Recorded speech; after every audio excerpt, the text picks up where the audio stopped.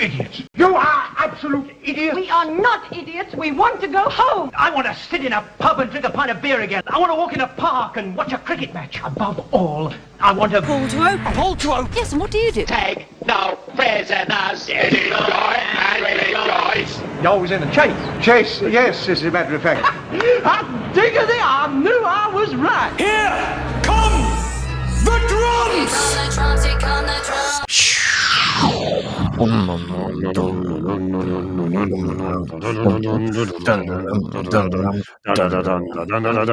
Hello and welcome to Pull to Open, an ongoing quest to watch all of Doctor Who, the entire television program, in random order. I'm Pete Paschal. And I'm Chris Taylor, and boy, what a random adventure we have for you today. We have a random adventure within a random adventure. It's random adventures all the way down, young man. And to set this up perfectly, Pete, why don't you catch the listeners up on where we've been so far in our time-space visualizer? Well, first, Happy New Year. It's the first of the new year, but you know, the new year doesn't start until you have a reflection on where you've been the previous year, or the last few weeks. So previously on Pull to Open, hey, guys, we were in the Tennant era with a cute little black hole. Aw, so cute. And a delightful Satan. Yeah, you don't think of these things as being cute, but they were. Luckily, we could take refuge in our sanctuary base with all that. Anyway, it was the Impossible Planet in the Satan Pit, where one Ellie Blackwood came and helped us with a bit of a commentary on that. That was good times. And then the Randomizer got very much into the spirit of the season, taking us to the Matt Smith Christmas special, A Christmas Carol. And man, were there some moral quandaries in that one. Yep. And then I asked for less moral quandaries, and I got possibly the biggest moral quandary in certainly in our adventure so far. Yeah, as I recall, you asked for something very light, something you can just turn your brain off, and we got the adventure that might be the polar opposite of that spirit, which was Demons of the Punjab. Yes. A very well-remembered Jodie Whittaker episode, which took on the weighty topic of the Indian partition. That's right, which sent me scurrying into History Corner, where I stayed with piles of books for a week, trying to figure out the real story behind partition, and discovered that the show actually did a pretty good job. So go listen to our episode on that. Yeah, please do. And actually, if you already listened to it, go ahead and you might want to listen to it again, because there was an extended History Corner that has now been restored in the audio version on the podcast. But on YouTube, you can listen to the entire History Corner in a separate video. It was so huge, it didn't initially fit into our TARDIS. There was just so dimensionally transcendental, this podcast. Yeah. We got the entire thing on YouTube and in our podcast.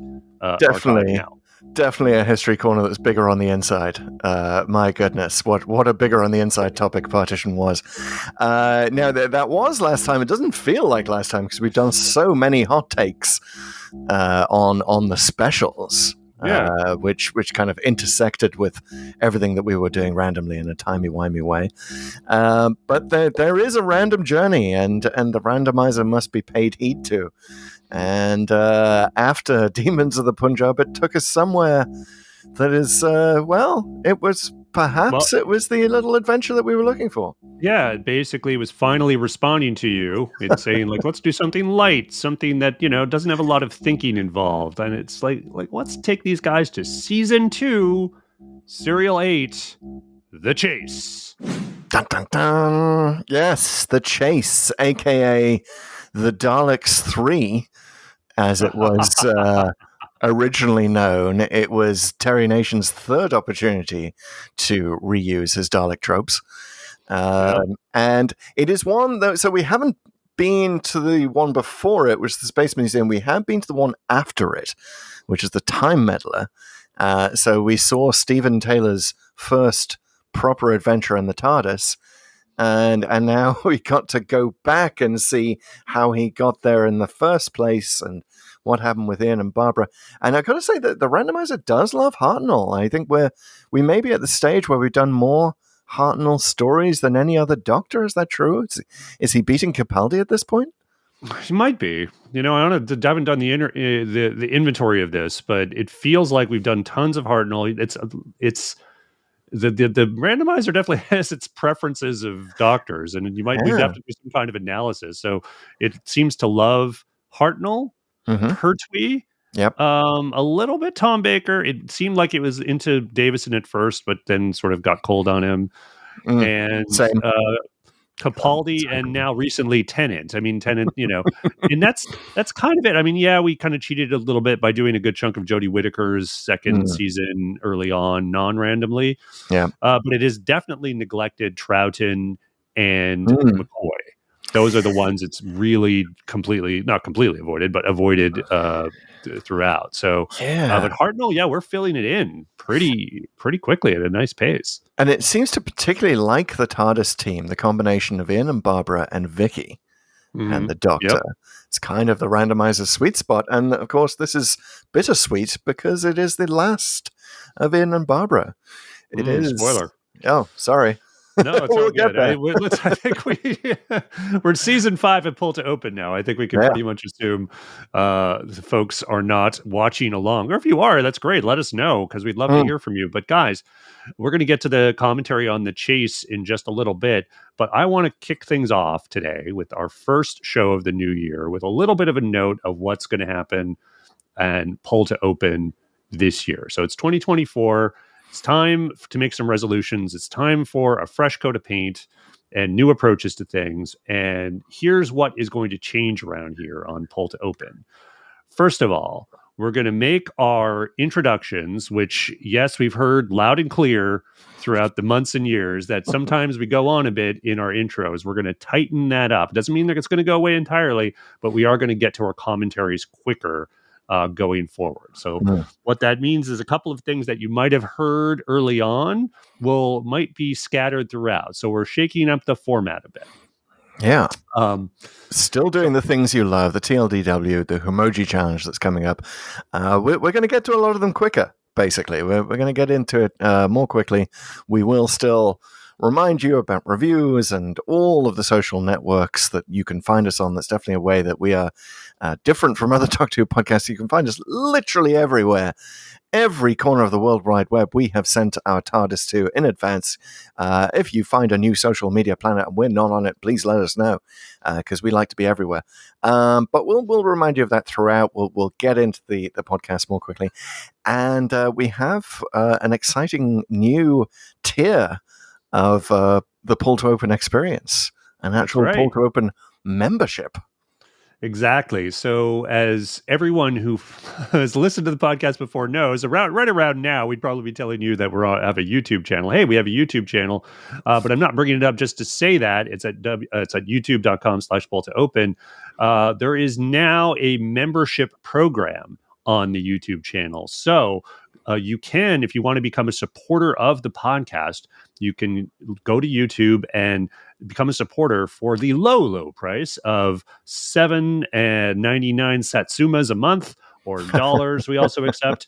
And now it's not just, hey, you're supporting content that you love, which I hope you do, but you will also, as a member, be entitled to get the podcast a day early. That's right. Usually our podcast posts very early on Saturday mornings, New York time, and you will be able to get it a whole 24 hours earlier on the Friday before. So, you can queue it up for the weekend. You could brag to all the other Pull to Open fans, hey, I already listened to the thing that isn't even available yet on a Friday. So that'll be good times. Yeah, looking forward to creating a whole class of Pull to Open hipster there.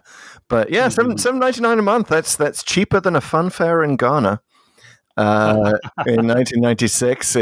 It's cheaper than Twitter, or what used to be known as Twitter. Cheaper than the premium membership there. And the podcast day early. You get to brag about that. You get to be in advance on our timey-wimey journey. You get to be just a little bit ahead of the Daleks.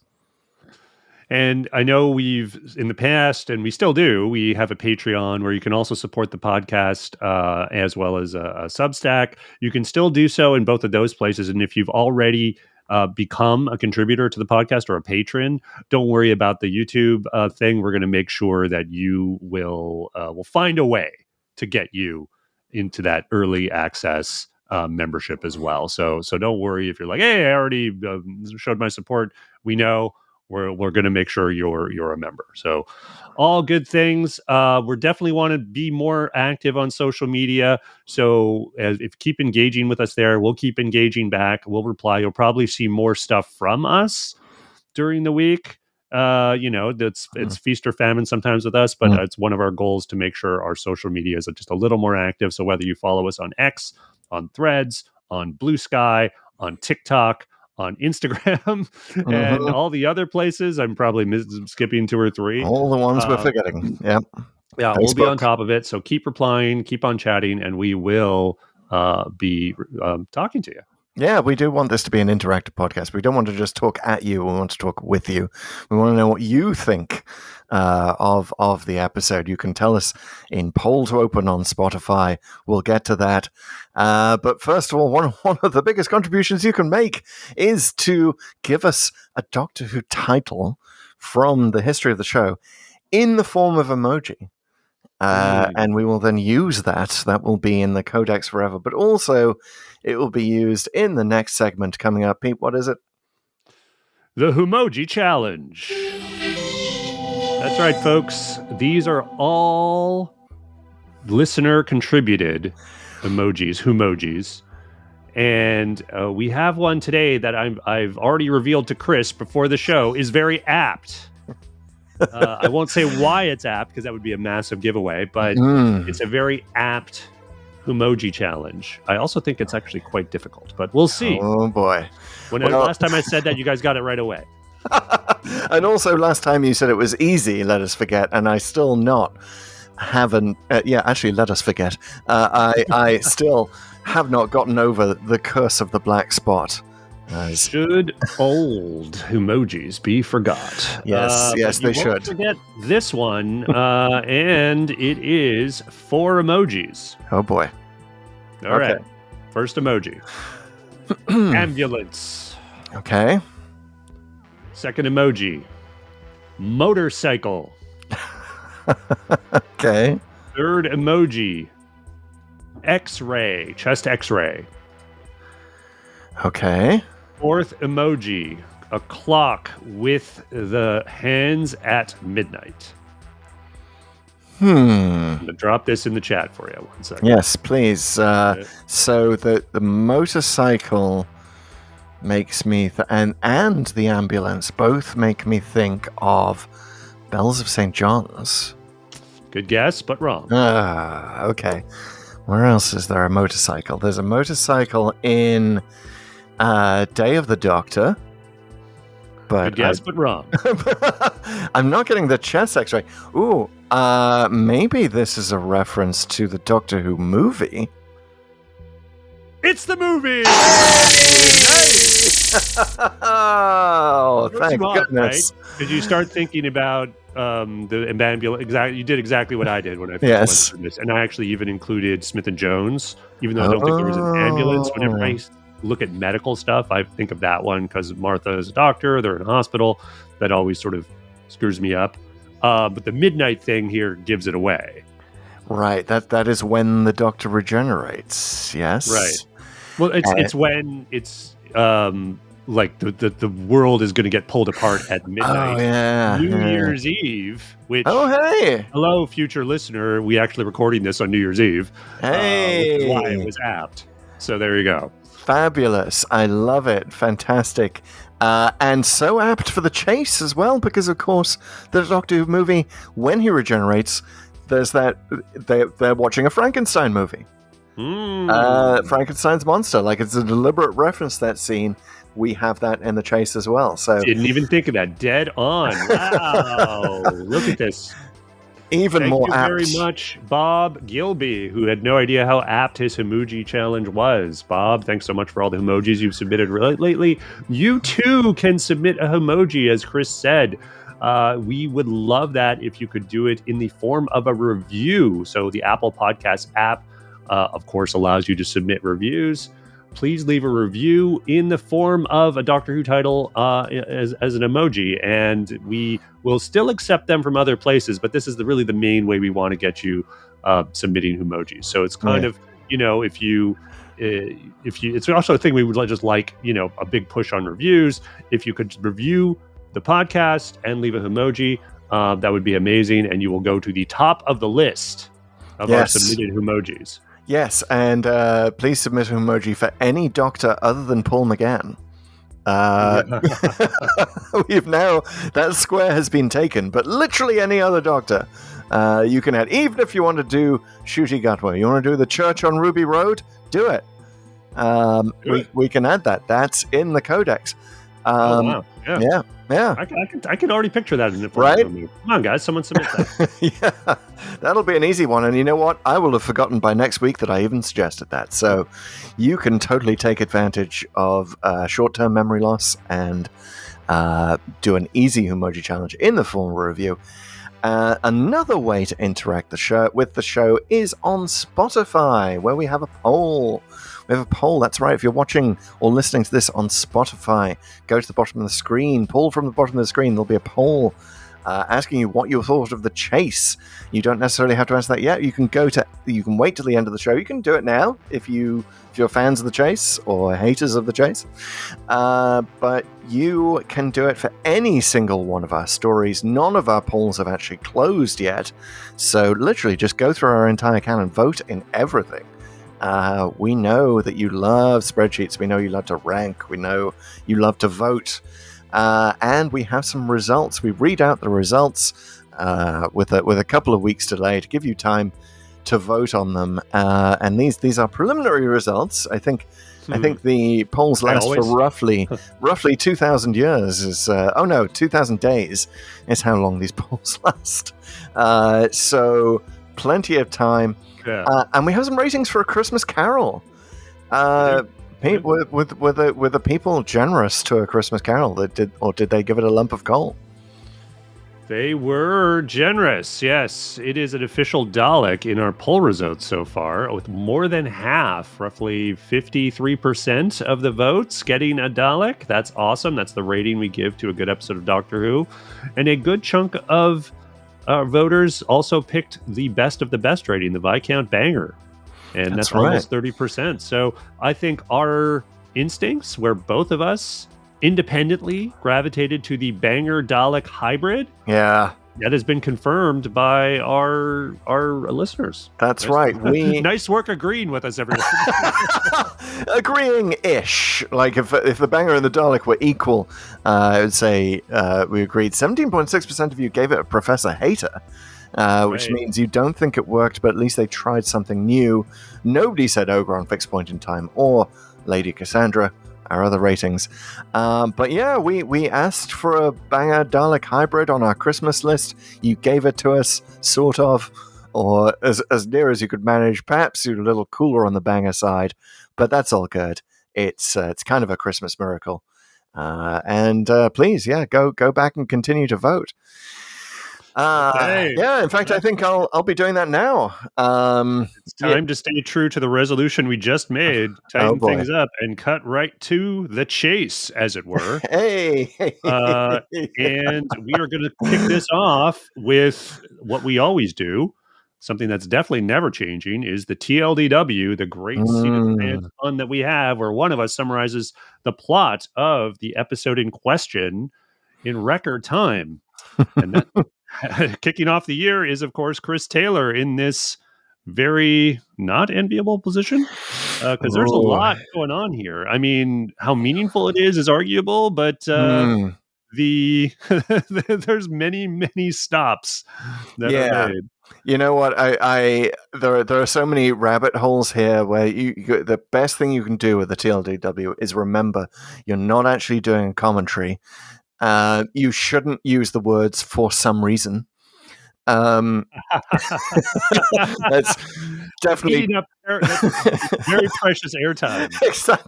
exactly. But your nerd heart can't not do it. For some reason, they're in haunted house. Sorry, I'm getting ahead of myself there. But yes, we allot 30 seconds per classic Who episode. The Chase has 6.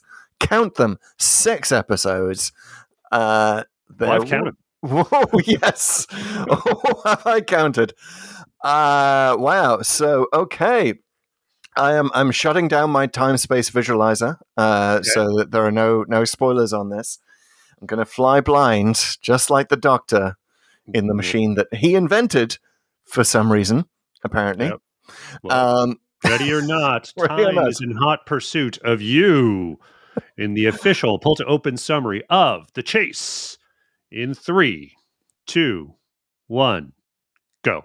Okay, so the Doctor, Vicky, Ian, and Barbara, after the Space Museum, they've got this time-space visualizer thing. The Doctor's setting it up, and they watch TV. They watch Abraham Lincoln. They watch Queen Elizabeth I and Shakespeare, and then they dance to the Beatles. It's the Beatles playing Ticket to Ride, and then they land on a planet called Iridius, and they go out, and it's just sand, and they wander around, and of course they get separated, but there's something on the time-space visualizer. What is it? The Daleks? Daleks have arrived there ahead of them because the time-space visualizer thing is in the past.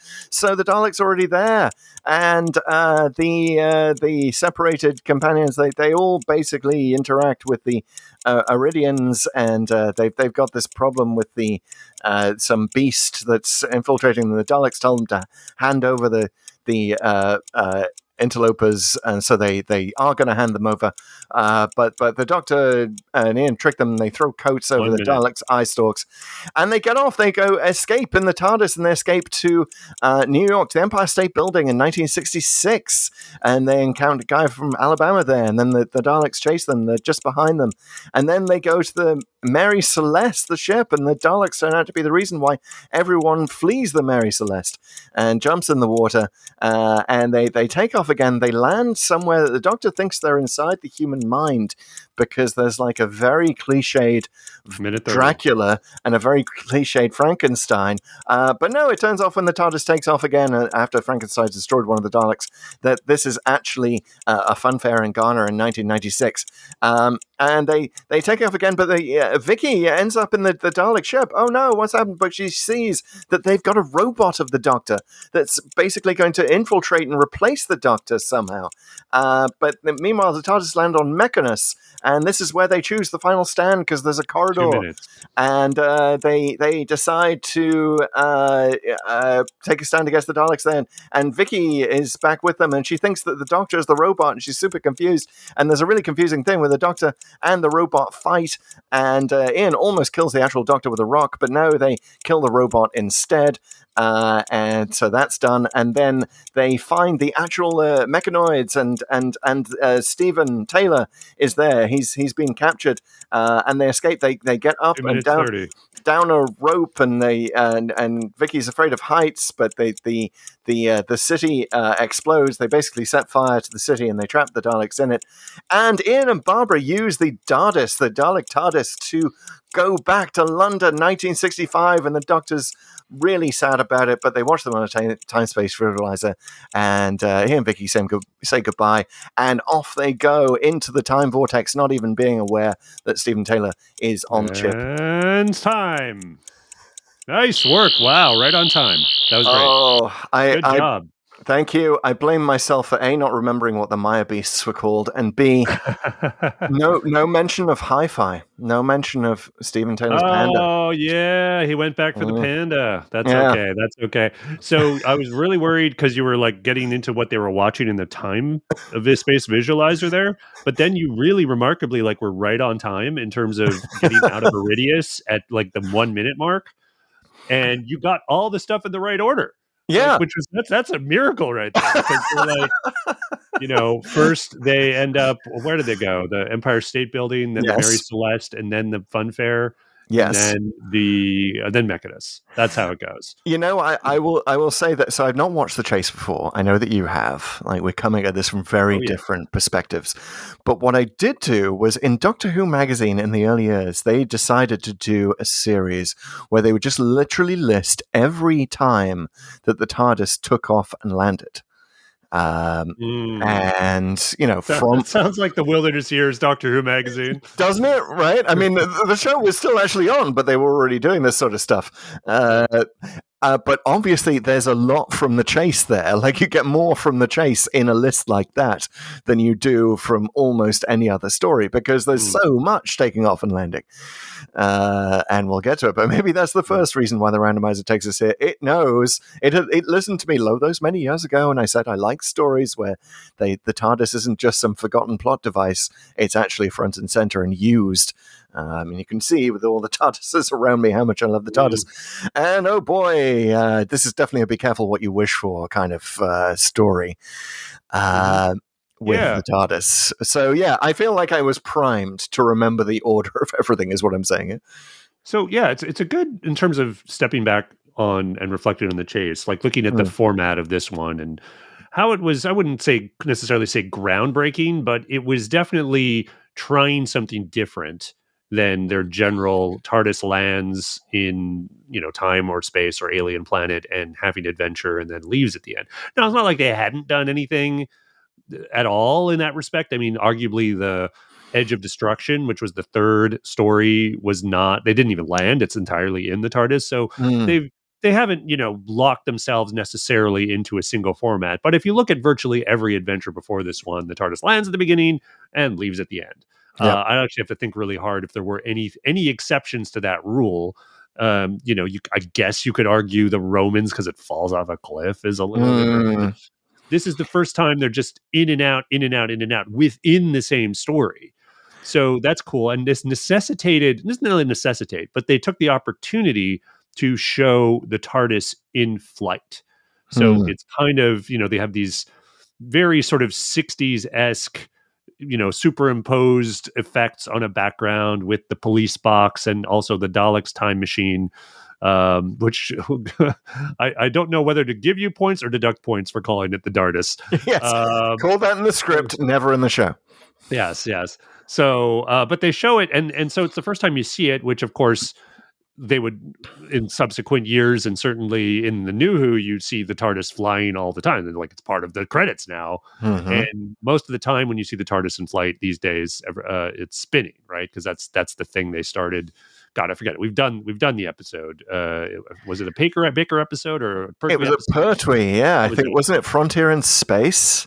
When we first see the TARDIS spinning, something like that, or maybe it's the Mutants, somewhere around there. It's one of Pertwee's earlier space adventures when he's still actually stuck on Earth. But yeah, that's the first version of that effect. We're sort of getting the first glimmerings of the Time War here, and we're certainly getting the sense that it's almost like Doctor Who is trying too hard to show you what it could be.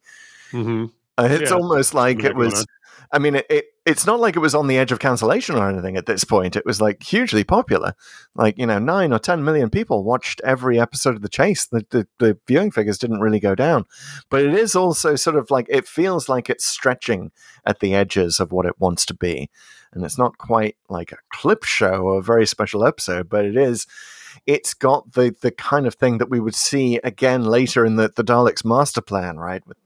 We're just going to scurry into this location for this week, and we're going to have a madcap Christmas episode. Like, obviously they did think that this was a template for it going forward, but my goodness. And also good parallel with the Daleks master plan, because they both feature the Daleks, and they're both clearly like milking them as much as they can. This is the second, Dalek adventure in season 2, and it's, they did the Dalek invasion of Earth, but this time out, it really feels like they're kind of drunk on their popularity a bit. Yes, and they're just like, let's just go all out, and they're also like early on still sort of figuring out what the limits are that they can push with the Daleks. So one of the things the Chase's known for, shall we say, and perhaps in some minds infamous for, is the humor and some of the not so great attempts at humor within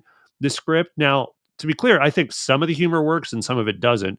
But part of where it doesn't work is where they intentionally make the Daleks goofballs. There are some very clearly intended scenes where Daleks stammer out lines. Yep. Just kind of act goofy. Like there's a bit where one Dalek is barking orders at another one in the second episode, I think, and we're going to do this and we're going to do that. And the other one's just replying, yes, yes, yes. And then the one that's barking orders starts to go away. It's like, well, go do it. And it's like this old style Laurel and Hardy type comedy that it just might work, probably wouldn't even work with people, but with Daleks, you're just like, what are you doing? Like, it really does feel like they are almost deliberately, like Terry Nation is almost deliberately set out to destroy his creations here, like to tear them down. All of the scariness, it's like it's almost exactly mirrored and in a kind of a not scary way. For example, the iconic image of the Dalek coming out of the Thames from the Dalek Master Plan is not from Dalek Invasion of Earth. Yep. Is done here again with the Dalek coming out of the sand and coughing. Yeah. And coughing up sand. Like it's almost an exact parody of that scene. But I'll tell you my favorite thing that the Daleks do in this that is just utterly ridiculous is like they just, this is the first time when they stand around, barking exterminate at each other, right? So, right. First time they actually use it as a battle cry, as a standalone word. They say they're exterminating people in the Dalek invasion, but the actual like exterminate, just this is the first time it happens. But it's almost like they're throwing like every possible. It's like, the Daleks are like, let's brainstorm what our word should be. Like there are no bad ideas here. Come on, let's just throw it out. What you got? Annihilate? That's good. Let's say that 10 times. Like they all copy each other. Like, that's very much a Dalek thing. My favorite thing is at one point the Daleks in the chase say, destroy and rejoice. Yeah. Destroy and rejoice. Now, destroy, I get that. Daleks, they like a bit of destruction. Rejoice? Now, do the Daleks like to have a party when they destroy things? Like, is this like Dalek Christmas? Is it Dalek New Year? What is the rejoicing? What does a Dalek rejoicing look like?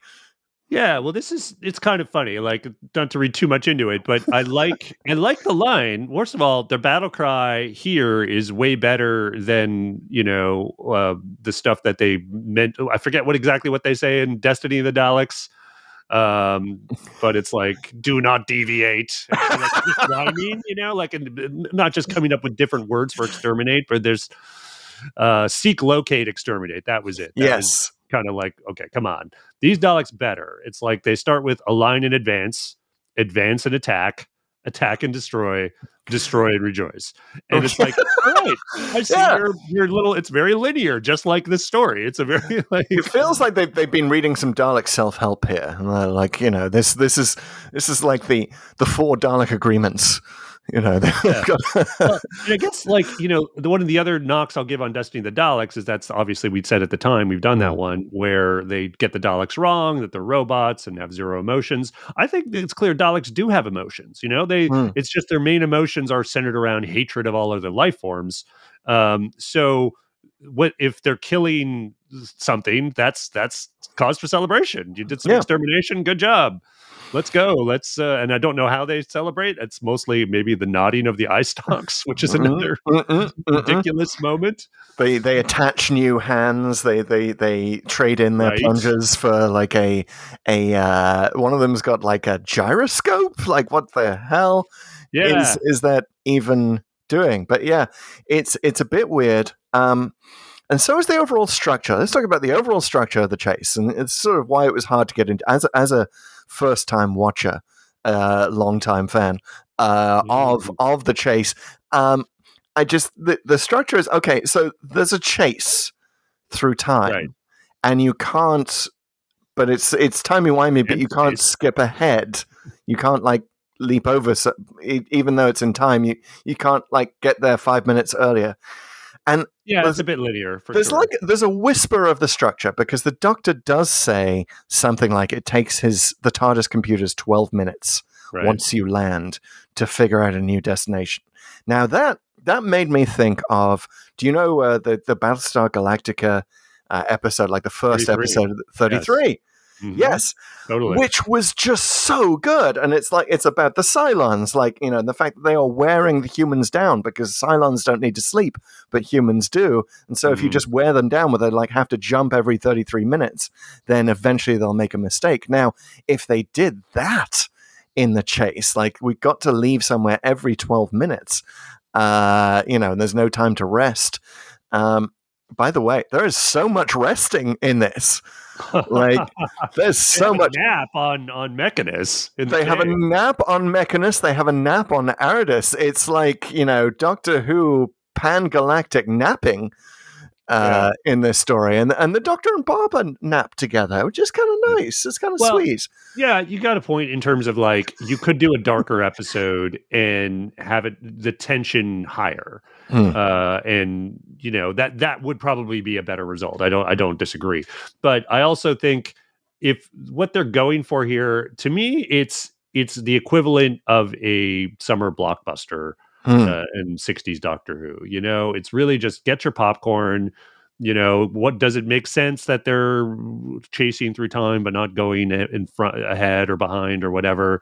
Not a lot. And you could argue maybe they did a little of that on Iridius, where the time space visualizer works. By the way, I do think the time space visualizer is a neat little device. Putting aside the complication that it's never seen again, and the technology is never really used again, unless you count sort of the Matrix at Gallifrey. Yeah. But as a device in this thing, it works really well. First, it gives them the excuse to blow even more budget and hire even more actors to do even more scenes. Which again, okay, you got the money, why not? Go ahead, show us Lincoln, show us Queen Elizabeth's court. Yeah. Well, now, okay, let's deal with that because we need visualizer. I like that that sets up the thing with the Daleks so that they could see them, and then all of that it comes back around at the end with the them tuning into Ian and Barbara having a good time in London 1965. It's just a nice little callback. So the way it's used here, and this is exactly what as it should be if you're an episodic show, which Doctor Who at the time kind of was, and wasn't really that concerned with continuity. Who cares what the technology is, and if there's no reason he shouldn't use it in every adventure after, and then every mystery is solved instantly. It's well, who killed who? Let's just tune into the time space visualizer. Oh, that guy. I love the idea also that the Doctor is we don't see this, but maybe it could be a webisode sometime that the Doctor is actually just checking up on his old companions, late nights alone in the TARDIS. He goes in the time space visualizer room, whacks it on the side a few times with a hammer, because it is like a 60s television where huge thing, a tiny screen, and you have to hit it a lot and it makes weird noises. I love it. It's basically, space television, but for the 60s. And just looking in on his old companions and weeping silently. And saying things like, Sarah Jane's gone. Can you believe that? Totally see Smith in the dark room. Yeah, looking at the ponds. Yeah, you visualize them. All right. So, do you want to talk about the Beatles scene? Yes. So let's talk about all of the places this time space visualizer goes. Okay. First of all, Ian chooses the Gettysburg Address, which is okay, but why? And then we get what appears to be a star turn from the animatronic Lincoln from Disneyland, which I knew there were robots somewhere in the chase. I'm is this a robot Lincoln? It really feels like a robot Lincoln. He's not doing a good reading. Well, it's kind of doing a tease of the accents that were to come in the gunfighters. Or indeed a tease of Peter Purves' accent in this. I was kind of unspoiled on that, but we'll get to that. Better, I would say, but go on.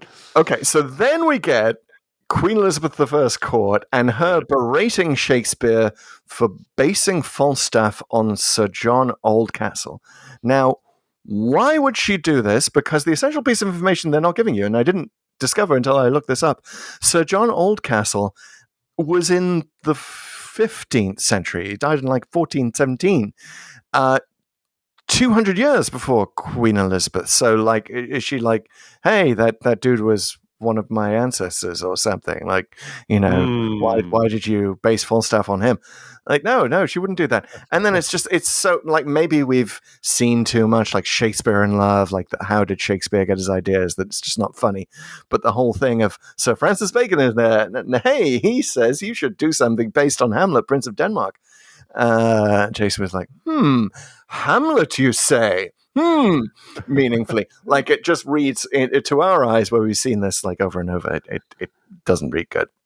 So well, that's a bit certainly weird. not to the man in charge of the history corner. I didn't think we'd get this deep in the history corner in the chase. But I did not think I was going to do any sort of history corner on that. Like, I thought we were going to focus on Mary Celeste. We'll get there. We've got a tiny history corner on the Mary Celeste. Nothing of the size of the vast partition history corner. Just a teeny tiny one this time. But we'll get there. But let's talk about the Beatles. Let's talk about the Beatles. Let's talk about the Beatles, because I wanted a Beatles. Ticket to ride. Oh, sorry. I wanted a Beatles bingo. We had the mention of the Beatles in the Three Doctors. Obviously, this is just a temporary Beatles bingo. We have it. It's temporary. We know now that they're coming up in Shooty's first season, which I'm super excited about. But yeah, this was an example where they could have had the Beatles on the show. Literally on the show. And the idea was that it was going to be the old Beatles. It was going to be the Beatles at a 50th anniversary concert. Now, 50th anniversary of what? We don't know. If it's like the Beatles becoming successful in the UK, that would be 2012. I'm going to say it, like, the first year everyone in the world had heard of the Beatles, 1963. That's the year we associate with it. And with Doctor Who. So, and it's the only way Ian and Barbara could even know who they are. Yeah. Right. Like, because it's funny, like, what's criticized here sometimes is that Ian's like singing along the Ticket to Ride, which hadn't even been released at the time. Although he's not really, right? Like, if you actually look at the footage, he's just kind of mouthing it. And it's like, he's dancing. All you like have to this. do is, you only need to hear the chorus once. Like, it's a Beatles song. You can get into it pretty easily, pretty quickly. So hold on there, John. She's got a ticket to ride and she don't care. Those lyrics are too complicated. Give it to me again. Yeah. So I think all of that's fine. But yeah, all I have to say, like, thank God they didn't do the 50th anniversary thing, because I'm in the exact opposite end. I'm like, oh my God, they should have done that. And it was only the manager, Brian Epstein. Thanks, Brian. No, seriously, love you, Brian. Who said no? He said that didn't sound good. He didn't want old Beatles. Then there would be, of course, I guess this would, you like the idea of there's a parallel timeline where the Beatles all lived to be 50 years old. Or sorry, to 2012. I think. Yes. When did George Harrison die? I forget. Was that after 2001? 2001, Okay, yeah. So little did we know that on the 50th anniversary of the Beatles, there would only be 2 Beatles left. Sad to say, but yeah, and that's, of course, where we are now. Now, it is an idea that they would return to. If you've seen Yellow Submarine, you know that they did the whole sequence of When I'm 64 as growing old Beatles in animated form. I would have loved to see that in the show. And perhaps if they'd actually done this, Paul had already written When I'm 64. It was one of the first songs he ever wrote. It's just that it kind of ends up on the Sgt. Pepper album because they're kind of running out of stuff by then. So it goes back to the archives. But maybe he would have pulled it out for this. Maybe Doctor Who could have debuted a new Beatles song. I mean, how extraordinary was that? Well, it's still notable because they reused the footage from Top of the Pops. So that doesn't seem all that remarkable. The problem is, of course, virtually all the Top of the Pops recordings were wiped. So the footage that survives in the chase is some of the only footage from the Beatles on Top of the Pops. And it's so short. It's sad. Too bad Barbara turns it off. Yeah. Square. Yeah. She doesn't like the classical music, as Vicky calls it. Now, of course, the irony here is that the Beatles sequence is now cut from almost all of the official versions today. So I watched this on the Blu-ray, the new collection, and it's not there. And what they almost do it, like, basically they talk about it's 1965, and I think you hear the first words from the announcer, but then they cut right to, we're landing, let's go. and they run to the console room. In the BritBox version, you don't even get that. Yeah. It's the entire thing is just gone. Now, obviously, this is because of rights issues. I mean, when they made this in 1965, who knew what digital distribution even would be? And there was nothing was in there about what home video or whatever. So if that's not specified, you don't have it. And they're not going to, back up the money truck to whoever holds the rights now. It used to be like Michael Jackson's estate. I don't know who owns it now. But yeah. Yeah. It's sad. It's sad. I mean, if you're listening in the UK, don't worry. You've got it. Like, it's still in the UK version. If you get a UK DVD, it'll still be in there. Yeah, I believe it's on iPlayer. Yeah, because of course, like, this is, there's no way the BBC doesn't hold the rights to, like, Top of the Pops, which that was a performance from. Well, yeah, but I mean, it's also the distribution, So if you haven't specified that you also get digital distribution anyway, it doesn't matter. I don't want to get into the right thing, but I could definitely see that being an issue. Yeah, but nobody was even thinking of like America being a place that you would want to show Doctor Who at this point. Like even though they go to America for the first time in the chase, they did in Planet of the Giants. Planet of the Giants. Planet of the Giants, really? That was America, wasn't it? No. He's definitely they're English, I believe. It's like the English thug. Yeah. But anyway, it's a shame. But clearly, they own the British rights. Nothing's going to take away from that. What surprised me, having not seen this sequence before, was that the Doctor dances, which is kind of appropriate given that we are, we've just seen Church on Ruby Road. The Doctor sings and dances, and here he is dancing. Like, he's behind the time-space visualizer. But you can see that he's bopping. Like it's in the background, but he's like fingers up. He's doing a little Matt Smith. Yeah, he's doing a little of that. I love it. And then he makes a joke about Barbara. You've squashed my favorite Beatles. Yeah. And then Vicky says that she's been to like the Memorial Beatles Theatre in Liverpool, which first of all is wonderful because Maureen O'Brien is from Liverpool. Secondly, they haven't quite built a memorial theatre, but like everything else in Liverpool is now Beatles themed, like John Lennon Airport, and that you can go to the Cavern, you can go to the Beatles Museum, all of this stuff. But yeah, it sort of correctly predicts like the Beatles would become big in our society. So good one, Doctor Who. Yeah, good one, Doctor Who. So going from that to Iridius. Got to say that scene, all of it, like really the bit even before the time space visualizer, during and after, when Ian's chasing Vicky, who just wants to go on her adventures, all that I think really works well. Like, I mean, that's the kind of stuff that makes the final scene where Ian and Barbara leave that much more sort of felt, because this is the really good sort of character building, we're becoming a family type stuff. Even the stuff where the Doctor's getting annoyed with Vicky, and she's being pretty annoying to everyone because she just wants attention because she's a kid. Like, this is the thing, she's written as like this 15-year-old or something, so she's wandered around. Barbara's doing something nice for her. This is, I think, something that didn't even quite make our cut of gifts. I forget if we did or not in the gifts episode we did around Christmas. But she's getting ready to give Vicky a gift. She's making her a dress, which is super nice. Which doesn't, like, she skips town without even giving her that gift. Thanks, Barbara. Well, she spilled coffee all over it, so it's like, what are you gonna do? But yeah, there's all this sort of family stuff, and I got to say, like, this is the kind of stuff that I think works well. Like, there's bad humor in the chase. Don't get me wrong, but there's good humor too, and I think. You don't let the bad stuff overshadow the good stuff. So that bit where they are sunning themselves on Iridius and the Doctor's singing and there's the joke, no, not that awful noise, the other one. Yes. And I got to say, Jackie Hill delivers that really well. Grace laughed. I laughed. It's a good joke. And then they get some good mileage out of it with the Doctor going like, I could tame the nightingales out of the trees. Like, it's funny stuff. There is.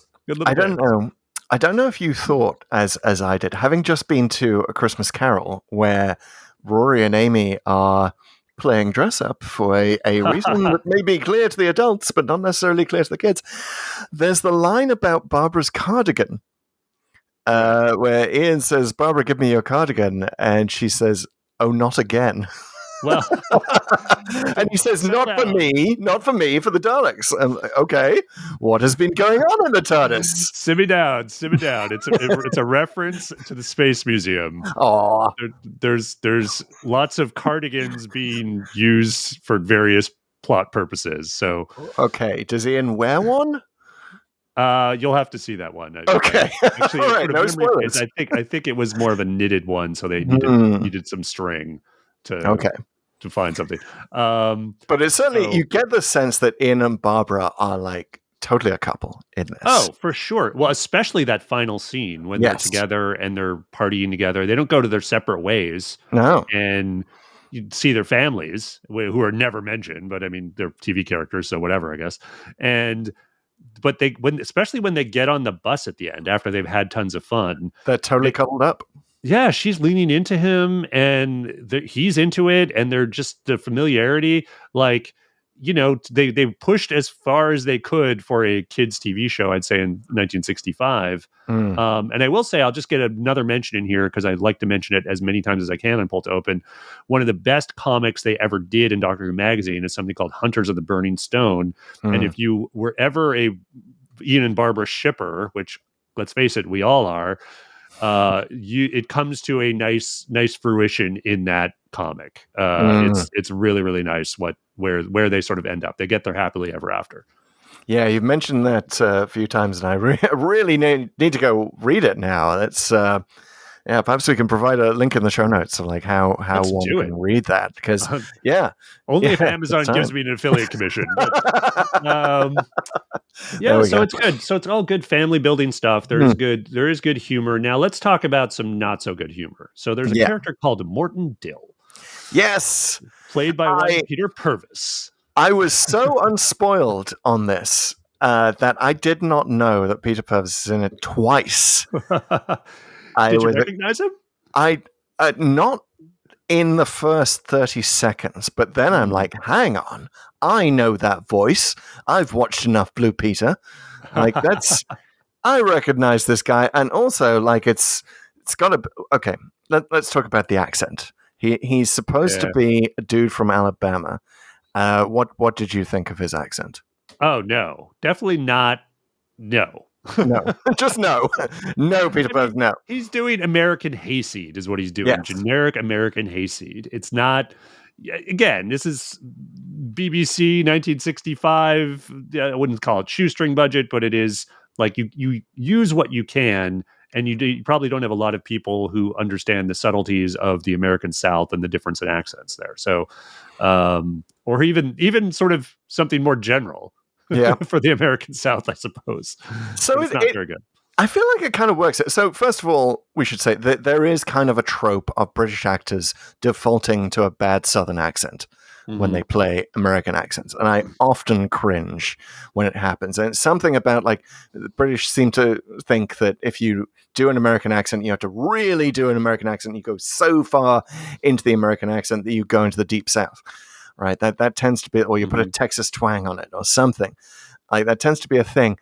I kind of like I didn't get that cringe with Peter Purves' accent here, and perhaps it's because that he himself, like he's just a nice guy and has that sort of genuine credulousness of a hayseed himself.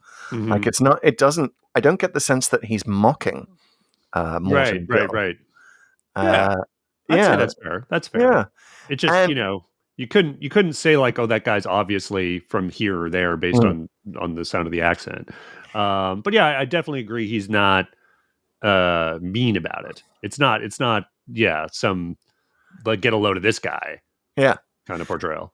It's just more that he's so credulous and he's also like, now I see how this trick is done. Like he's trying to be smart. He's trying to think that he's seeing movies, and of course he's not. Like, poor guy, never seen a TARDIS before, to quote Mrs. Flood.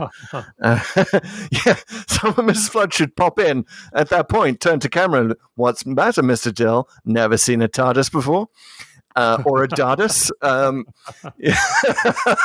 Yeah, like a Dalek with a Anita Dobson wig. People. So I don't. I think he's a bit goofy. Some of the lines kind of work. I like when Vicky. I think Vicky's the second one to walk out of the TARDIS, and he's already done the 1966 thing with Barbara, and he just goes 1966. She's like, "Oh, it's the same. Yeah. That's actually good information." Yeah. Well, okay. First of all, at this moment, I kind of pictured the Drake meme where Drake is, from Hotline Bling, and he's sort of turning away from a thing, and then he's like pointing at the thing, like, no, yes. And the Drake meme here is New York 1966, no. London 1965, hey. Like, they could have gotten out of the TARDIS here and just gone home. Like, they would have needed a bit of money to get across the Atlantic, but you're kind of ditching the Doctor on his. You deal with the Daleks. You can't. I mean, you can't just do that. Come on. But it would have been a nice thing to just sort of, a little bit of a foreshadowing to be like, to have one moment where Barbara's like, Ian, we're in 1966. We're so close. We're like, should we maybe? And then Ian's like, no, we have to, we have to save we have to go with the Doctor now. Yeah. I wouldn't have hated it but I think they're so locked into like thinking we have to figure out some place to face the Daleks that now everything else in the universe is almost like doesn't matter, sort of extraneous. So no, I get it. It wouldn't have hated that. Now when they leave and then the Dalek time machine arrives and the Dalek comes out. So some people don't like this scene. I actually do like it. Like, even though it is a bit goofy, the humor here isn't let's make fun of the Daleks. The humor here is this guy's playing with fire, and the Dalek is this close to killing him. Just for the hell of it, and only because he has a bit of useful information does he survive. And that I think is fine. That sort of I guess is a form of dramatic irony. But it's like, so I didn't mind that at all, even though like he's got the breakdown at the end is a little much. But there's a wonderful moment where the Dalek loops around him, and his eye stalk is following Morton Dill at all times, and it's like I think this. I'm correct in saying that's the only time that a Dalek has ever done that. Like, that's really 360, 360 with the eye stalk. And I love it. It's just, it's a comedy moment that really works for me. It's kind of interesting in Dalek. This is something I don't think we even mentioned in Dalek because it's so minor. But when Eggleston walks around the Dalek, it basically doesn't do the full 360. It follows him to about, almost where it's facing behind itself. And then it actually goes the other way and comes back around. And so it doesn't do the 360, which is, I'd be curious about that choice, because if it loops all the way around, I think there's a bit more of an emphasis that this is a machine. But if it's kind of like doing something that a human neck would do, you go as far as you can in one direction and then back the other way, that sort of humanizes it slightly. I would argue that's probably the choice that they made in Dalek. Here they make it go all the way around, which I don't know. It's maybe creepier because it's actually always looking at you. Exactly. That was kind of both creepy and hilarious at the same time, which seems to be the sweet spot that Doctor Who's going for a lot of the time. Definitely gave me vibes of the Rasputin scene from Power of the Doctor, to mention the next story that Ian is in. So I like that bit. Like the episode 3, that was the first one that actually worked for me. Interesting. And then they go to the Mary Celeste. That they do. And you didn't like that? Well, it's a weird tonal shift because it's played as comedy. So the comedy is that the Daleks are like chasing the sailors around the ship, going, "Stop! Wait! We need to interrogate you." Chill out, everyone. Hey, what is it? Am I scary or something? Why are you jumping away? Why are you running? I'm going to have to talk to my therapist about this. So it's a weird tonal because that's comedy, but at the same time, like, you see the captain's wife and child jumping to their deaths. Well, I caught that this time, even though I've seen this several times. It was like that struck me for some reason harder this time. Like, wait, she's got a baby. Yeah, like, she's just jumping in the ocean. like to die. Hilarious. Nothing funnier than a baby doing a Jack in Titanic. Yes. Wow. Yeah. It's sort of weird. Okay, so should we talk about the real history of Mary Celeste? I promise I'm going to keep this one short. Go. All right. Would you like to introduce the segment? 5 seconds. No, wait. Hey. It's time for the Pull to Open History Corner. There we go. We got to have the jingle. Okay, so the true story of the Mary Celeste, by the way, not Marie Celeste. That name was invented, that version of it was invented by Arthur Conan Doyle when he wrote anonymously a short story about it that sort of was the reason that everyone was so interested in this famously abandoned ship. So it is true. Like they got the Captain Briggs, they got that correct. Mary Celeste had this whole weird history. It was this whole other ship. It was called the Amazon. It seemed to be cursed. Speaking of the curse of the black spot, we still don't know. We'll probably never know why the crew abandoned the ship. But the leading theory is that the crew probably were very scared of an explosion. Because the hold was full of alcohol and in wood casks, and they would in those days when they're transporting alcohol, you kind of open the hold and you let the vapors come out. You aerate it basically so that it doesn't explode under pressure, because that was apparently a problem. Now, the way that things are abandoned, they were sort of checking the bilge and all of this. Yeah, that's most likely option. They thought the alcohol was going to explode. They thought an explosion was imminent, so they sailed away because they were close to, I think, the Azores. They were close to the island of Santa Maria, and they thought they could make it in a rowing ship, and they almost certainly didn't. So they thought they were saving their lives. It's also possible that there was a break in a storm. They row away. Okay, breaking a storm. Let's let this off gas, as it were, and then we'll come back to the ship. And then the storm kicks up again. They get separated from the ship, and probably drowned then. So that's the leading. Someone. Well, I guess that person might have died. Yeah. Okay. Well. Interesting. Turns out that it was the Daleks all along, and they just all panicked. You know what I don't get? Why did that Dalek dive in the water? Yes. Every time I see this, there's a point where some Dalek just jumps in the water for no reason and seems to sort of scream. Yeah. And it's purely for getting to see a Dalek fall in water, because that's funny. Because it sees everyone else jumping in the ocean, it thinks it has to too, and it's like, why does it immediately get destroyed? And then why don't the other Daleks care at all or even notice? Like no one remarks that someone, Dale the Dalek here just dove in. Oh my god! And yeah, you need some other Daleks. You need other Daleks up on the deck going, Why are you rejoicing? Is that how we rejoice? Everybody in the pool. Everybody in the pool. So it's kind of weird. And then also weird is when in the next episode is the haunted house. House of Horrors or House of Terrors, I forget what it is. House of Horrors. Yeah. Which the Doctor to this day still does not know was actually a funfair in Ghana. Yeah. In Ghana, which was closed by Peking. Yeah, so Peking rejected it. Ghana said, hey, come on in, spend your $10 American on this amazing thing. And it's 1996 when everyone's using the same currency, right? Yes, I almost want a special edition where they're like promoting it as 99 special new for the Doctor Who TV movie, The Haunted House from the Chase. Yeah. We get even more meta about it. So and they're actually there. I think the whole thing is a bit silly. I mean, clearly they're in some kind of Disney ride and they sort of portray it that way. So you think about this, it might have landed much better in 1965 when, things like Haunted Mansion were effectively brand new and not many people had experienced them. Now everyone knows what the shtick is here. So I think there's an added silliness. It's basically something that didn't age well. And but one of the things I do like is that arrogance of the Doctor of we're caught in an area of human thought.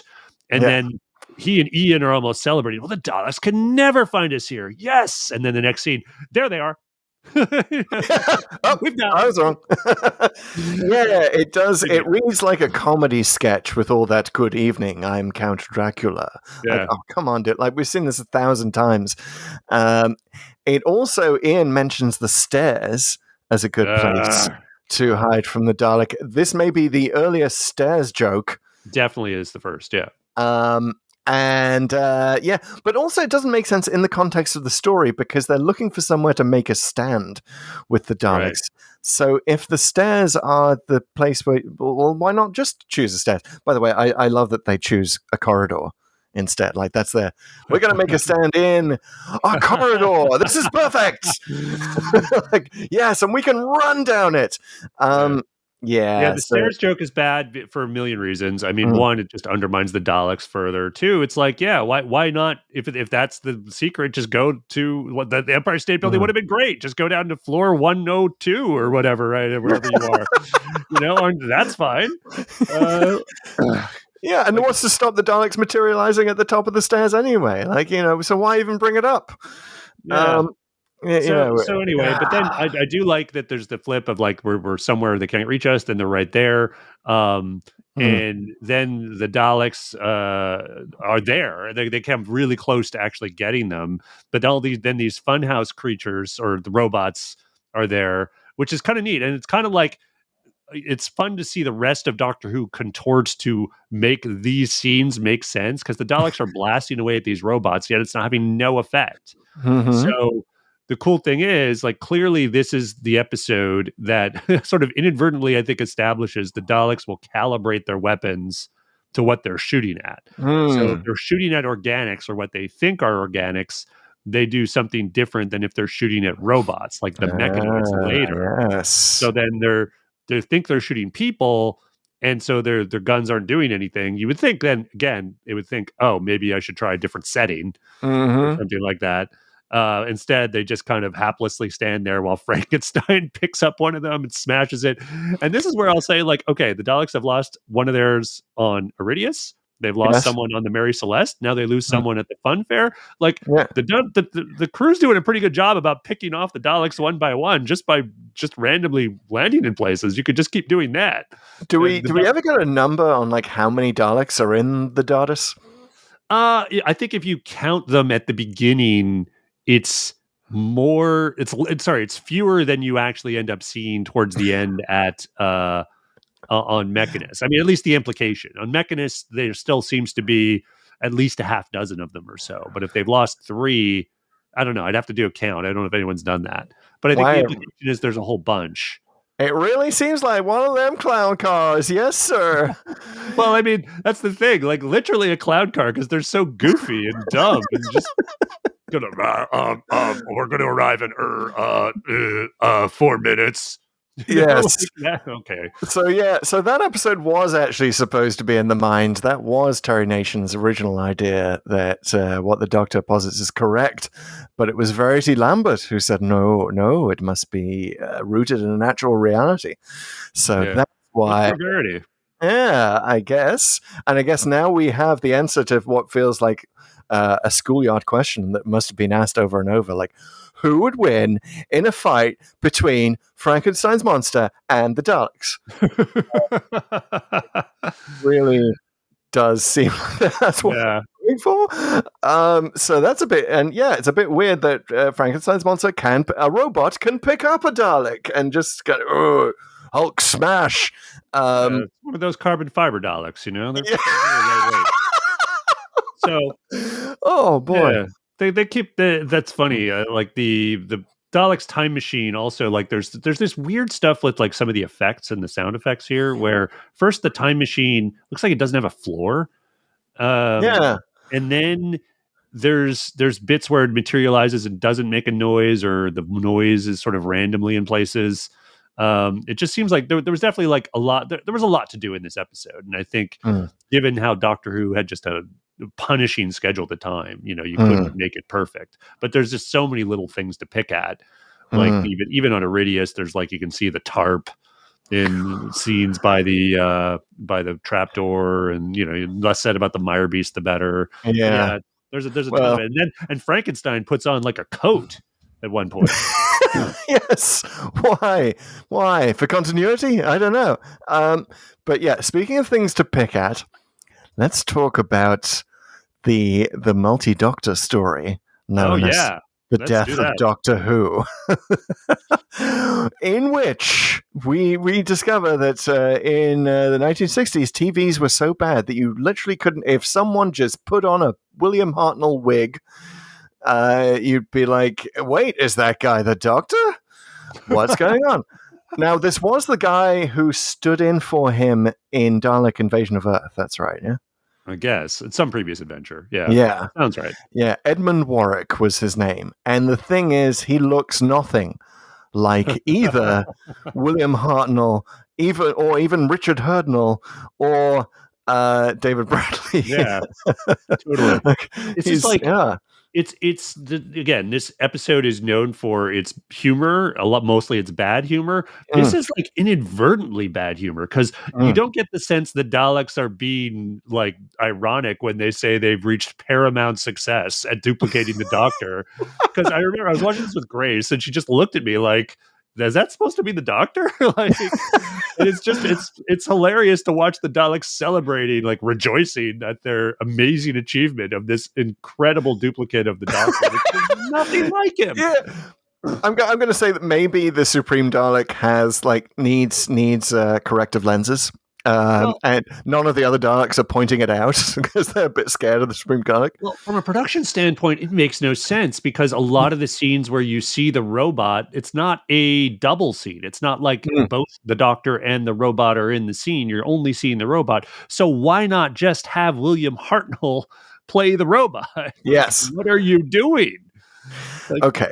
Let's say something nice about the death of Doctor Who and the battle between the robots, which is that you can. So if you squint at the chase, you can see that there's a story that perhaps they didn't intend, that's a bit more postmodern than they intended, in which it's all about Doctor Who. It's all about Doctor Who destroying itself, or the Daleks destroying the show called Doctor Who. Because we start off with they've basically given up adventuring in time and space. They're just going to watch television instead. Like basically, the first episode is like Rick and Morty, when they're doing their Dimension TV. Like it's basically that. Meanwhile, the Daleks have taken over. Like they've got their own TARDIS. It's now a show about the Daleks. They're the ones who are adventuring through time and space. And what you could say about the death of Doctor Who is that it brings us back to an unearthly child, or rather to 10,000 BC, where the Doctor is about to crush a caveman's head with a rock. Well, he was considering it. He was considering it. He wasn't like poised on top of him with a rock. And now here is Ian about to do the same thing to the Doctor because he thinks it's the robot. But now, like they recognize that the Doctor is not that person who would encourage you to drop a rock on someone's head, and maybe he was when Ian and Barbara joined the TARDIS, and now he's been humanized. So is this the story that destroys Doctor Who or saves it? Yes. Exactly. Well, speaking of destroying things, man, do those mechanoids. Wow. Make some work out of some of the Daleks there. And they can immobilize them anyway. But holy cow. That's right. Battle sequence, whatever you want to say about the mechanoids, the battle sequence with the Daleks is like amazing. I thought it was like really, really cool. I think it really holds up. I think the cuts they do are pretty inspired. There's like a bit where there's a zoom in or a close up of the Dalek eye stalk. And all of that works really well. Yeah, suddenly the director who's been asleep for 5 episodes can actually put together a good sequence that isn't like, let's watch the Doctor and companions go to sleep for 5 minutes. Which is earlier in the episode is what they do. But mechanoids. And then they get saved. And I found that I'm a little split on the cliffhanger on episode 5 because you think the cliffhanger should be the Daleks are about to kill them and there's no escape from the cave. Yet they instead end it with the mechanoid, like saying, like, come on in. And it's like, oh, that's how they're being saved. And yes, there's sort of an unknown of where they're going. What's the new path? But wouldn't it make more sense that they're about to die? Isn't that the better cliffhanger? Yeah, and when that mechanoids, the thing slides back. I mean, watching it in the order that we do, I'm like, ooh, it's a croton. And and Croton. The Crotons have like crystal head thing and like vacuum cleaner arms and stuff like that. Didn't they? Isn't there something in the Crotons that is like that sort of like large? What is it? The Dinotrope, something like that. Trope. Well, this is certainly a trope that we're seeing here. I kind of want, when you reveal the mechanoids, maybe this is an idea for the next Blu-ray, that you just have someone shouting in the background, "Make some noise!" Yeah. All right. Yeah. Well, listen. First of all, we could talk a lot more about the mechanoids. I love talking about Doctor Who monsters, but there's a question that this thing brings up, and it's in addition to the 4 questions, which we should get to really quickly. We should. The question that it brings up is, okay, the Daleks have a time machine that's like the TARDIS. How come we never see that technology ever again? Mm-hmm. In fact, I would argue this kind of time technology is explicitly not Dalek, given everything else we see. Because if you even think about Doomsday in the new series, there's the bit with the Genesis arc and all the Daleks come out of it. And you see the 10th Doctor going, Time Lord science. It's bigger on the inside. So it's like explicitly Time Lord science, not Dalek. So all of this is to say, like the big agreed upon retcon of this story is that the time ship was either stolen by the Daleks or supplied to the Daleks, ostensibly by the Master. Yes. Or by the one who waits, whoever that is.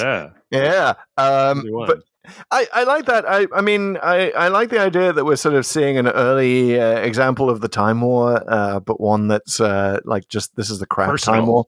This time it's personal. Time War 2. Time War 2. Time to war. Sequel's out of order. This is the sequel to the Time War. It just came, 50 years early. Yeah, this is actually the Time War 3. Like, it's the really bad one. They've run out of ideas. Then we'll have Time War 2. It'll actually be the best in the series. Then we'll have Time War 1, which is like a bit low budget. Yeah, so, okay, I got another retcon for you. What if the whole thing is like they're in a galactic theme park the whole time and they don't realize it? They're not actually traveling through time. They're traveling through different segments of the theme park, which is like very Westworld-ish. And it's the Hunt the Daleks ride. Yeah. A Dalek chase ride or whatever it is. That's amazing. I love it. Which is why it's so easy. Almost like, did you read Liberation of the Daleks? It could be like one of those little zones in that museum. That's right. And because this is London 1965, you couldn't do the World Cup. But maybe you could do the World Cup qualifying matches. And hey, we're in 1966. Yeah, just take... Oh, man. Wow. That's even better. That's even better. I love it. Wow. All right, we've answered a question we didn't even know was posed. But guys, there are other questions we need to answer. And those are, of course, the 4 questions to Doomsday. First question. Why did the randomizer take us here? Wow. Well, okay. We've covered a lot of the reasons here. The temporary Beatles bingo. The fact that I'm wearing a Beatles-esque T-shirt with the Abbey Road basically cover, the one that Ellie Black was wearing. I loved it so much I had to get it myself. So there's that. By the way, we should also mention 1965 was the year that John Lennon encountered a Dalek at the Cannes Film Festival. Look it up. Nice. There are pictures. I've looked it up. It's incredible. Like, there are pictures with John Lennon and a Dalek in the same shot? Yes. Wow. A Dalek, he's like bothering John Lennon at breakfast. You've got Cynthia Lennon by his side going, oh God. And he's like, it's a bit naff. It's a bit naff, mate. So anyway, so there's the Beatles connection. We're getting upcoming Beatles. The randomizer wants to get us excited about that. Wanted to give me something light, but still wanted to torture me with the need for a history corner. And also, of course, the time meddler. Like the randomizer has done this before, like doing stories out of order, but like very, very bunched up, right? So if you watch the time meddler along with us, and you're like, what's this about a panda? What is going on here? Who is Hi-Fi? And it seems appropriate to take the story backwards. So bring on the Space Museum. Let's bring it on. I can't top any of that. I just think it wants us to start the year strong. Yeah, let's go with that. Okay, moving on. To chase through time and space. Time for the second question, which is, what if the evil plot had succeeded? Okay, well, I mean, the evil plot is they're going to try to kill the Doctor and his companions. So if that happens, end of show. Roll credits. Although they don't realize that the Doctor can regenerate at this point.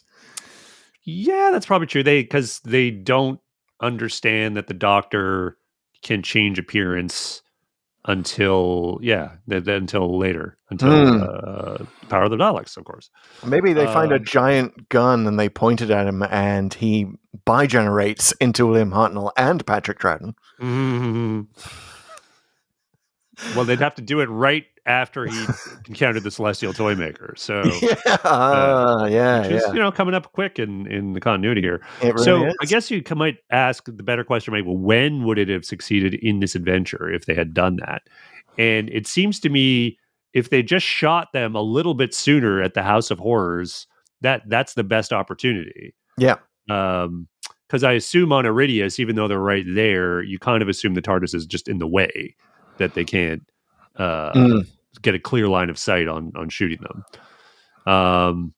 So there's that.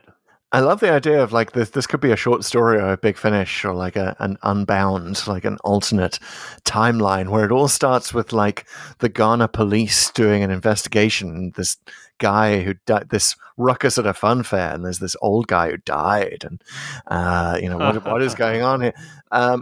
But yeah, so the effects of this, let's say they do kill the Doctor. Is there no time war now, since there's no Genesis of the Daleks? Whoever's the benefactor of their time machine, assuming this was some bargain that the Master concocted, that maybe it's like Frontier in Space 10 years early. Or maybe this is the Master's first Dalek plan, but the Sacha Dhawan Master, maybe this is how, like, was part of his plan to destroy Gallifrey, because get rid of the Daleks, then get rid of the Doctor, and then you can just ride roughshod over Gallifrey and probably destroy it before it's even aware of the Daleks' existence. Oh, yeah. Not bad. Yeah. So the Daleks destroy Gallifrey. They conquer all of time and space, completely unhindered, and then they rejoice.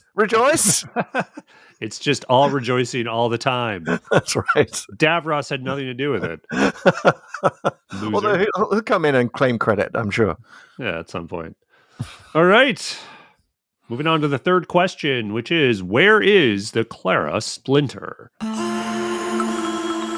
So I am pegging Clara this time as the chief programmer of that House of Horrors exhibit in Ghana in 1996. Yes. And she's basically making sure that Frankenstein robot just is a total loose cannon, just does some random programming, and it's going to go out of its way to just screw things up with the visitors. This is incredible. I had exactly the same thing.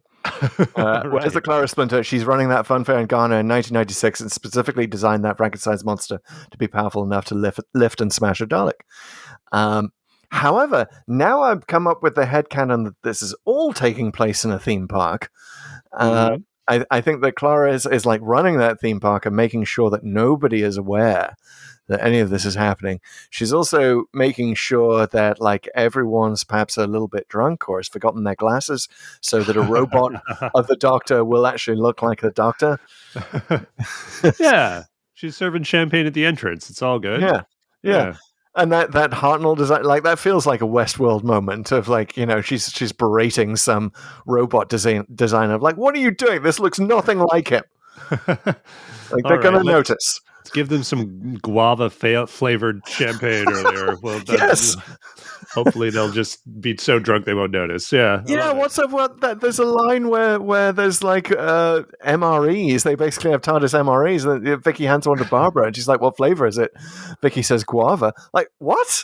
I thought when I first heard that, I thought she'd say lava. Gooey lava. A little flavor. hot, a little hot. Okay. Coming in a little hot there. It's time for the final question. The only question that matters for the chase. What did we think of this story? The Pull to Open rating system has 6 ratings. There is the Dalek, which is what we give to a good episode of Doctor Who. The Ogron, which we give to a not so good episode of Doctor Who.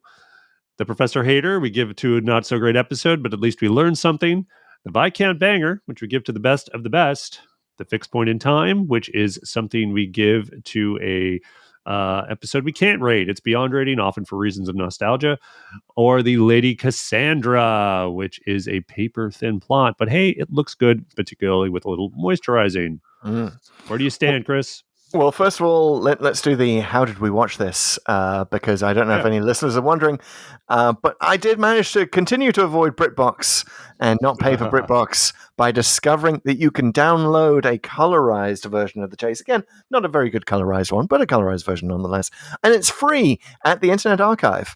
It's absolutely free. You can go watch it now, download it now. And you will see perhaps what I saw, which is that each episode is so different, you almost have to rate them individually.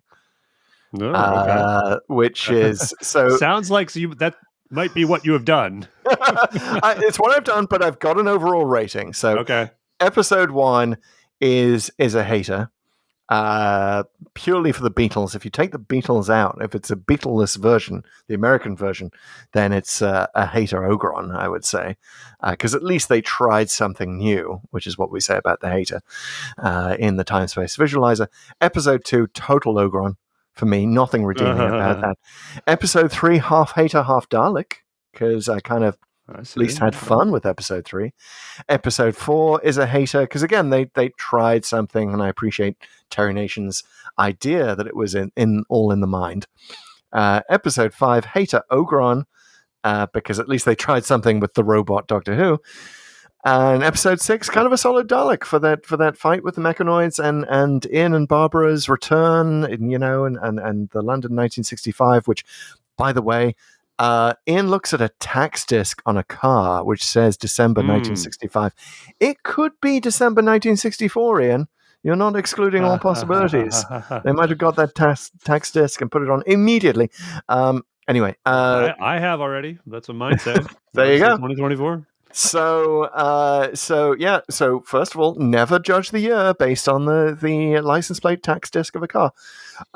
So that's a score of 3 haters, 1.5 Ogrons, 1.5 Daleks, and I think overall, this is a Professor Hater, because I think they tried a lot of new things, a lot of things that were very new to Doctor Who at the time.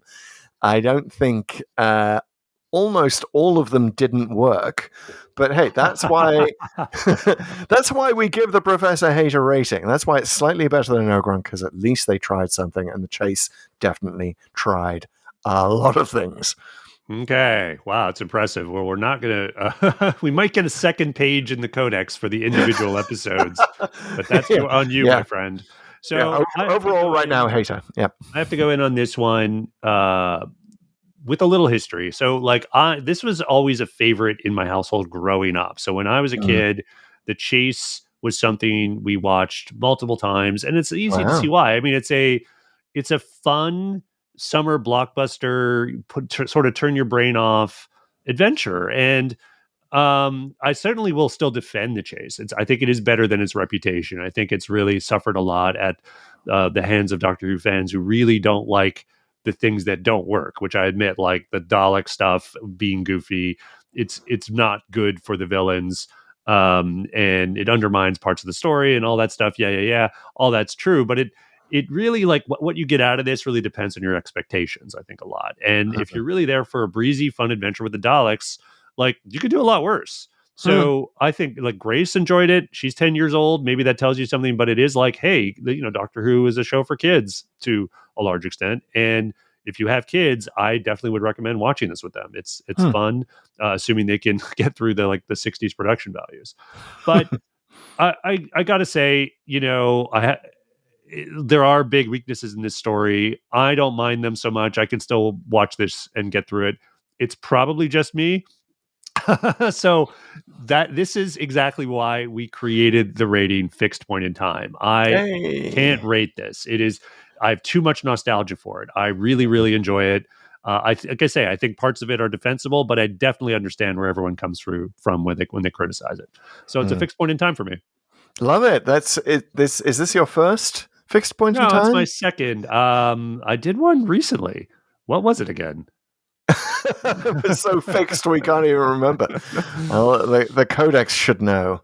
Yeah, we'll fire it up because we have to fire up the Codex in a minute. That's but before right. we do that, listener, go ahead and vote on Spotify your rating for The Chase. Is it a Dalek, Ogron, Professor Hater, Viscount Banker, Fixed Point in Time, or Lady Cassandra? It is up to you. You can pick any one of those options in our poll, and we'll feature the results at a future podcast. But now it is time for Chris and I to enter our own time ship and activate the randomizer. Indeed. So the randomizer, 2 components. First of all, the Codex, which Pete is at the controls of all the stories in the history of Doctor Who in sequential order. And I am at the controls of the Executor, played by random.org, which looks at the amount of atmospheric noise because computers are bad at algorithms, Daleks are bad at algorithms, Frankenstein's monsters are bad at algorithms. Only atmospheric noise can give you true bespoke randomness. We enter into random.org the minimum and the maximum numbers, which is based on how many stories we have yet to do in the Doctor Who canon. Pete, what is the number? That number, sir, is 198. Wow, we've broken out of the 199. Thank God they're not making more Doctor Who. Thank God we've got a little bit of time to catch up. We're going to get down into the 190s. We're starting to stack up a good chunk, though, at the end of the Codex, right? Yeah. Because the most recent story we've done officially is Legend of the Sea Devils. That's not counting, of course, our hot takes. So there's 5 whole stories stacked up at the very bottom of the Codex. Yeah, it is now more likely that we will go to a story that includes Ncuti Gatwa than that we will go to a story featuring Paul McGann. Sorry, Paul. My goodness. Yes, we have crossed that threshold. Sorry, Paul. Sorry, Paul. Love you, Paul. We will thoroughly celebrate you whenever we get to the movie. I guess you could count Power of the Doctor, though, so it's equal. You're right. You're right. That is an appearance, and we sort of count Day of the Doctor because we sort of insert Night of the Doctor. Anyway, we're getting thoroughly nerdy with it. We like to get super nerdy and give the randomizers challenges. Give the randomizers, both of them, challenges. No, God, what am I even going to say? I've already said it. Take us to the Space Museum. I'm going to triple the answer to this one. Do this thing in reverse order. Let's find out how they got the time-space visualizer. Let's get another Hartnell off the books. And, show us the Space Museum. Or maybe another museum. Yeah. Well, I'm going to go for wintertime, which is to say we are just getting out of a non-white Christmas here in New Jersey. I long for some snow, and let's have something snow, cold, or winter themed. I will also say, by the way, the Mary Celeste, in the course of researching that, I discovered the last stop that the Mary Celeste made before it set off on its fateful adventure was in Staten Island. Which as if they didn't suffer enough. Sorry, Staten Island. But if there is a Doctor Who story that mentions Staten Island, or is tangentially related to Staten Island, let's go there. Let's see. I don't even know if there's been a non-canonical adventure, like a novel or a short story that's had anything to do with Staten Island. The Daleks take Staten Island. The Angels take Staten Island. Yeah. No, it's really just been left to what we do in the shadows to represent. All right, are you ready for the countdown? Ready for it. Let's do it. 4, 3, 2, 1. No, not the Mind Probe. 41. 41. We're still in The old classic Who. We are at Uh-oh. Oh, no. death to the Daleks. Oh, my God. We're just hoovering up more Daleks. There's no winter in this one, so I'm out. Yeah, there's no Staten Island, so far as I Nope. know, and there's no museums in Death to the Daleks. But this is Pertwee? Definitely Pertwee. Definitely Pertwee's Pertwee. last Dalek adventure. So we did do them in order. With Sure. Day of the Daleks, which we went to really recently. But yes, after No, having we're not seen... doing them in order because there's Planet of the Daleks. Oh, of So, course, yeah. of course. Okay. More Daleks. Well, We are just rapid firing through the Dalek stories here at the beginning of season 5 of Full to Open, dear listener. And Oh, folks, wow. if you want to follow the podcast, we are on social media. We didn't mention it earlier, but we are at Pull to Open 63 on most networks except for TikTok. We are Pull to Open as well as Blue Sky. We are at Pull to Open. Man, just Google us. That's where we are. We're Google also at pulltoopen.net, where you can subscribe to our newsletter for full notes on this episode, which will contain quite a few tidbits that we probably didn't get to. And yes, again, please leave a review, leave a rating in Spotify for the show that we just reviewed. So do that, but also leave a rating for Pull to Open because we like that. And we will see you around next time for some more Dalek action. That's right. We'll see you on the paradise planet Florana for some Dalek death. All right, dematerializing. See you, folks.